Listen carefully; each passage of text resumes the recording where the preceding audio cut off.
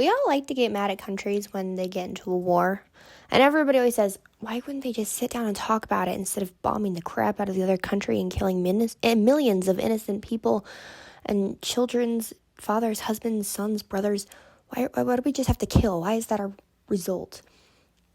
And that's what always people say when a war starts. But then whenever a difficult conversation comes up, people are like, don't talk about that. Nope, we're not going to talk about that. Nope.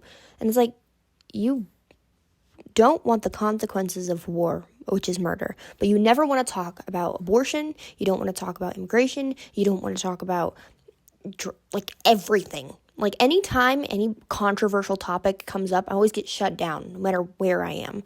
I remember being in 8th grade on the basketball team and sitting on the bench.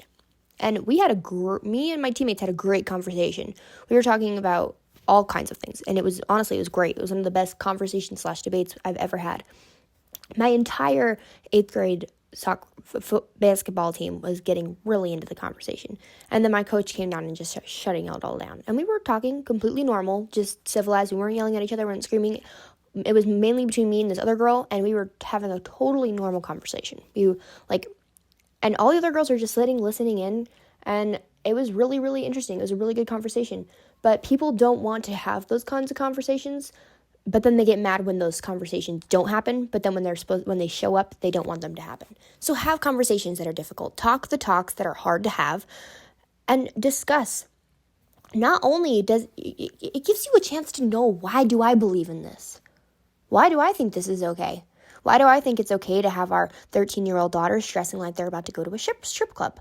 Why do I think it's okay that we're allowing women to murder their unborn child for the sake of their quote-unquote best interest, right?